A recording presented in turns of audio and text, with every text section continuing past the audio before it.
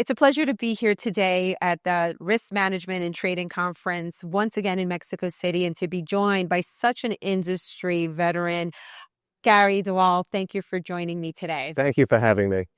Last year, you were here and you shared your very interesting perspectives on the markets, on emerging technology.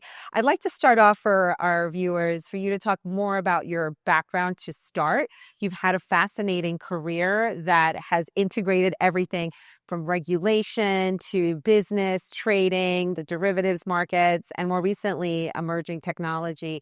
So why don't you give us an introduction on your background? Sure, the way you described it, it sounds like I can't hold down a job for more than a couple of weeks. But in fact, that's not true.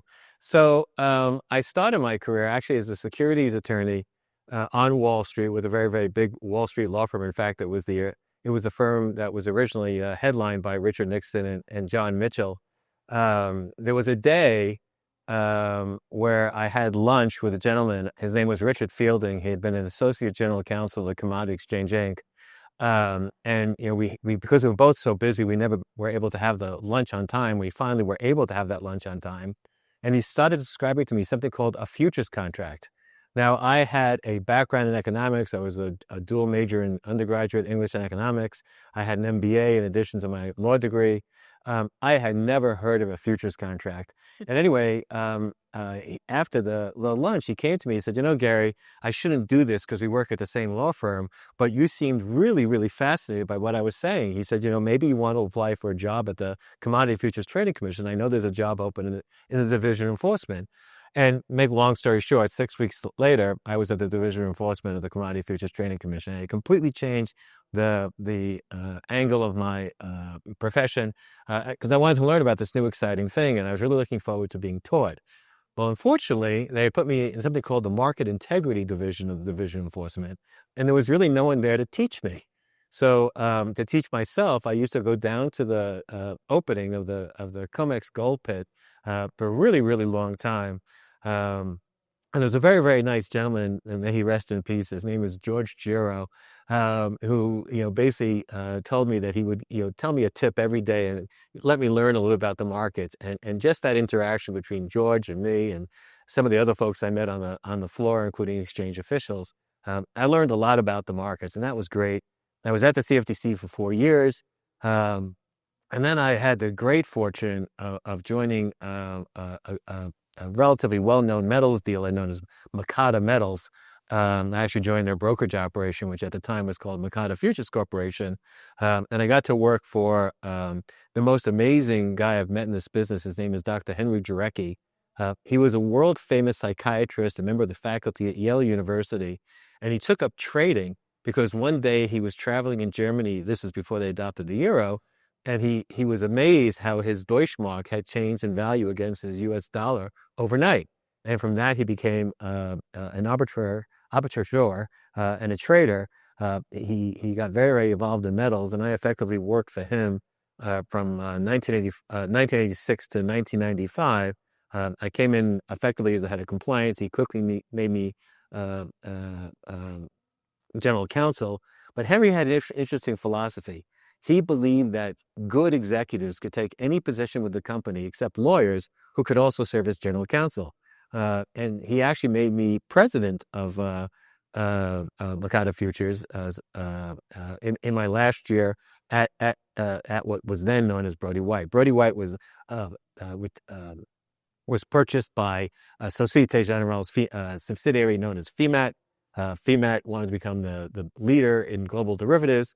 They made me their international general counsel, and I served in that position until effectively 2012. And I learned all about the different markets around the world, which all were evolving tremendously from that period of time, 1995 to 2012. I left SocGen in 2012.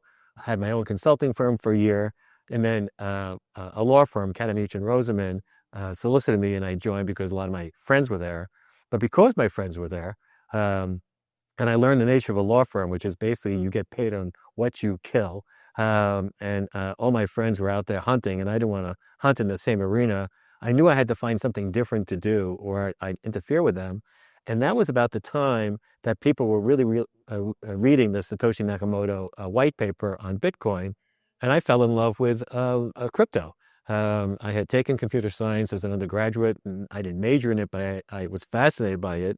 So I knew how to do some basic programming and stuff like that. And when I read the white paper, I said, "Wow, this is really cool." And so effectively, I founded Katten's crypto practice, and we were very early folks in the crypto space. We represented its public knowledge, Ledger X and ErisX, and in their initial applications to become exchanges and/or clearinghouses with the CFTC. And I didn't look back. Officially, I retired at the end of last August. But in about the year before my retirement, I then also started pivoting because I became fascinated by artificial intelligence. 2001: A Space Odyssey was one of my favorite films, and I still remember the damage done by the HAL 9000. And quantum computing. I was fascinated by the idea that this subatomic particle had the capability of not being like our current bits, either 0 or 1, but could be 0, 1, or both. It took me about a year to accept that possibility, but I did, and that's sort of my evolution. And now I'm sort of I call myself mostly retired because I'm still following the industry. It's a fascinating industry. And I'm still helping people try to figure their way through some of the stuff. Well, you've had such a fascinating trajectory, and every part of your background has really led you to continuing to educate yourself in different areas, and they all impact one another. And it's this integrated ecosystem that we call the global capital markets, and the impact that technology is having is something I want to touch with you a little bit further in our discussion. But before we jump into that category, and based on all the evolution that you've seen over the past 30 years or so, you, from an educational standpoint, you really, were one of these self-driven and very motivated individuals. I think you're a markets renaissance man, actually. But education has been critical to really helping drive your interest, and that's a big part of the objective of this conference. So, talk about the importance of financial literacy, how you went about educating yourself, and how programs like what RiskMathics is doing here in the region could continue to help folks in this market and throughout all of Latin America continue to help contribute to this broader ecosystem that is a very integrated capital markets, trading, tech, regulatory landscape. Well, it's all about education, and it's all about not only learning about things that they are, but things that might be. That's what's really critical. I feel myself very fortunate because I sort of saw that derivatives were going to become a hot thing. I sort of saw that crypto was going to become a hot thing, and I think now I'm seeing that AI and quantum are going to be hot things. And I've had the capacity to be able to learn about these things. So to me, programs like this in Mexico City, which expose the Latin American community as well as particularly Mexican community to these topics is very important. I had sort of a worldview because of all my years at FEMAT and New Edge, where I was responsible for FEMAT entities all around the world, and I interacted regularly with international regulators and international business persons. To me, international competition is a great thing. That really helps develop the best product, and education is critical. Folks should learn about the new technologies, and what I'm learning and what I learned when I learned about crypto is that the ways to learn are changing. Conferences are obviously very important. A lot of most folks get a lot of their education through social media these days. When I learned about crypto, I found YouTube videos particularly helpful. And even TikTok stuff sometimes is pretty helpful. So the more sources of information, the better. And this is a strange thing too. When I started my first consulting gig after I left FEMAT before I joined Katten, I remember wanting to design a website and I asked all my friends if they had younger siblings who were in computer science, and I found the youngest one possible to design my website because she knew the most. She was most in touch with the current technology. So this is truly a time where older folks like me have to turn to younger folks to figure our way through the forest. Yes, and we talk a lot about the dynamic of the newer generations and the accessibility in consuming data because of what's out there on a digital landscape. From a trading perspective, what opportunities are you seeing in the past couple of years now that you've been coming to Mexico City on the trading landscape, the derivatives, the equities industry, trading crypto? What do you see the most growth potential here locally?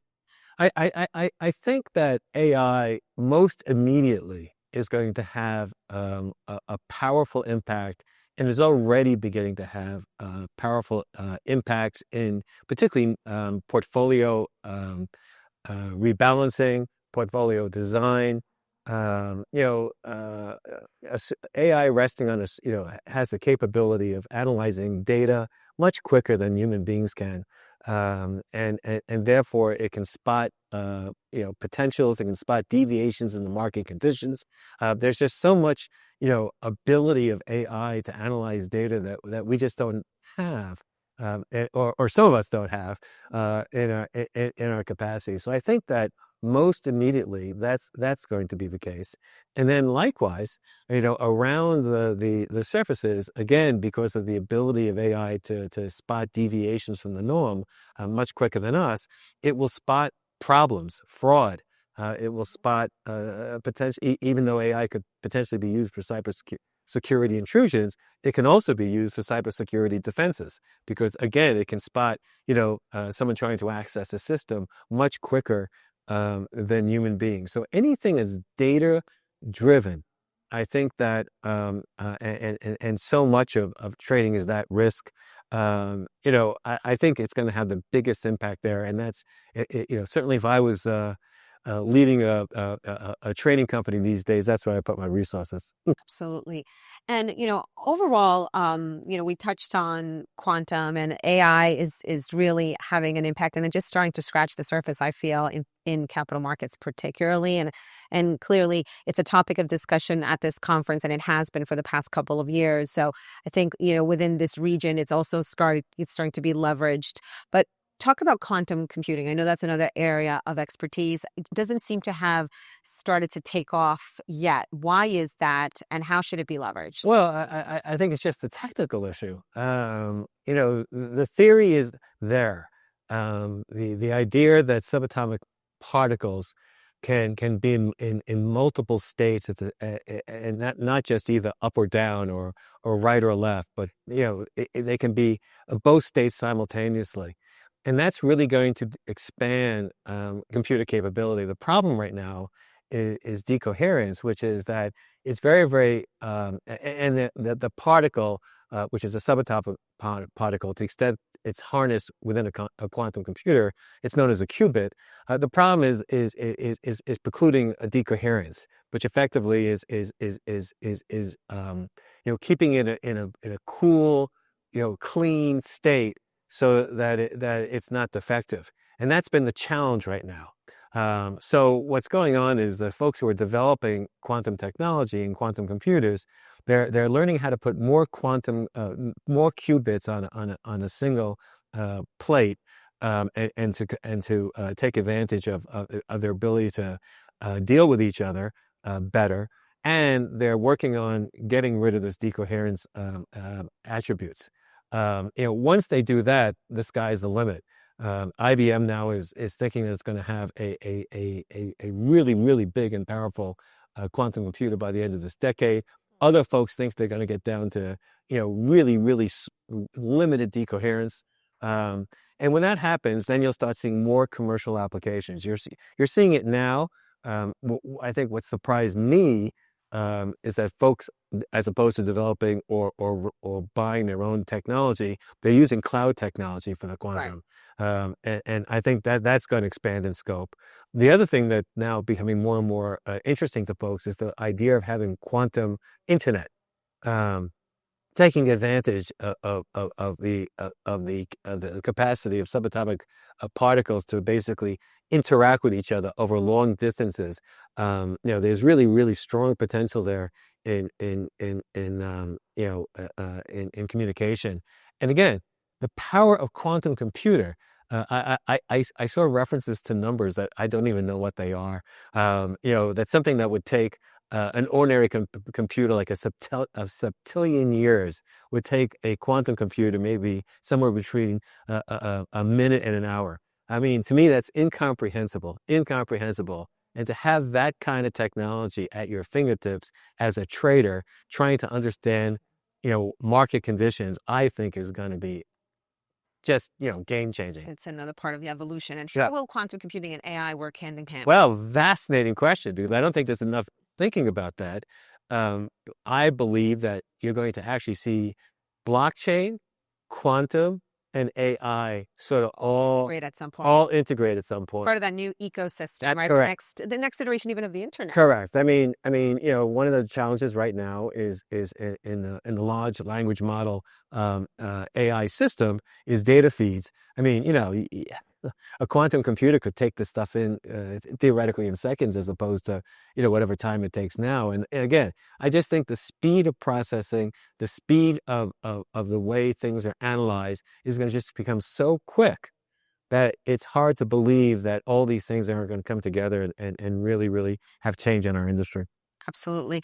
I want to shift gears, given your phenomenal background in market integrity and regulation, and just ask you, and really, last key question here: what challenges are regulators facing today, both in the U.S. And just globally, even here in the region? It's the same problem they've been having every year since I've been in this business. It's called fear, and caused by angry politicians. When I entered this business in 1982, there was no electronic trading. There were pits. People were screaming at each other.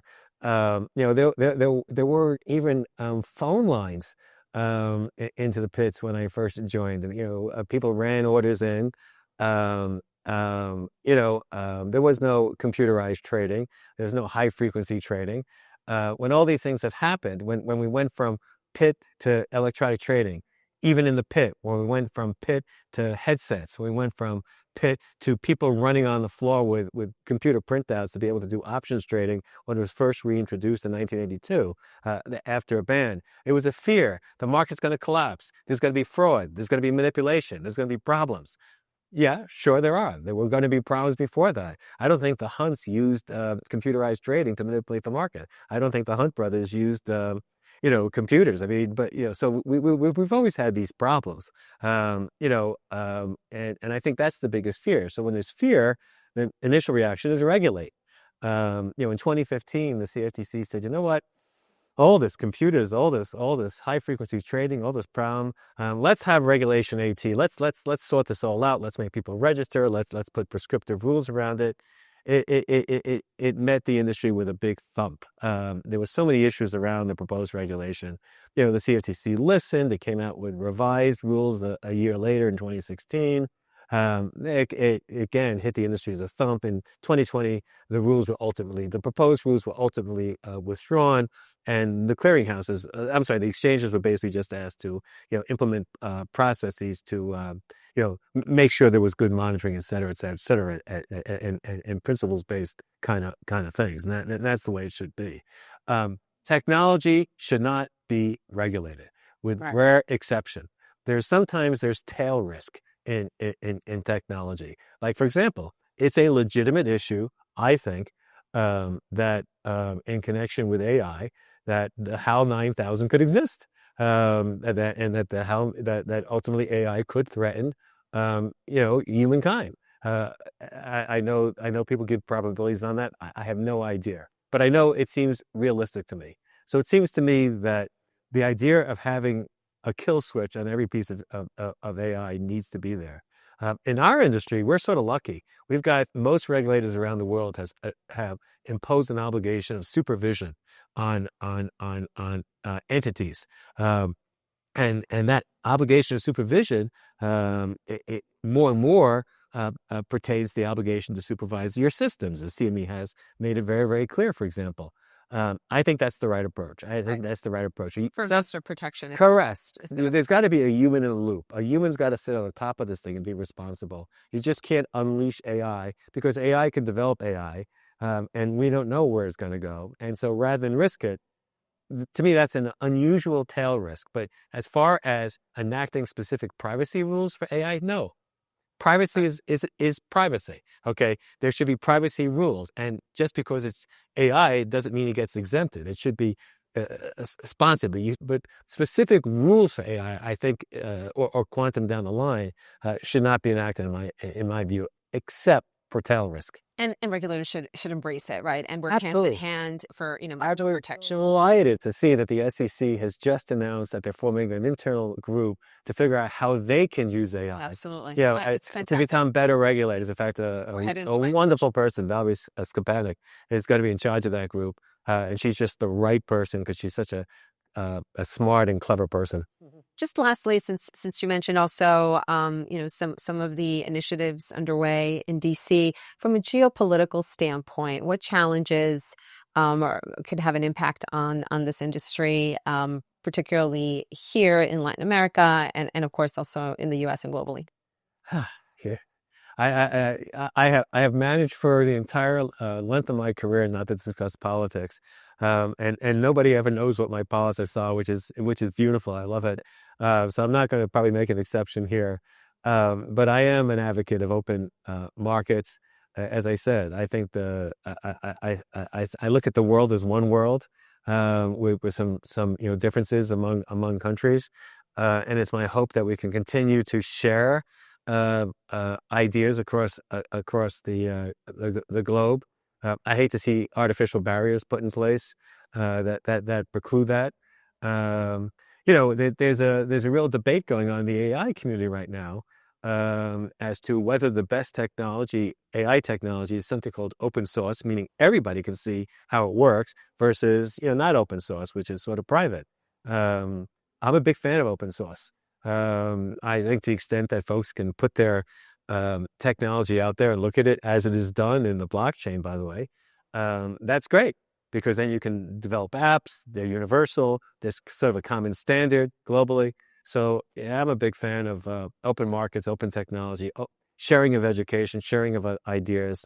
That's my bias.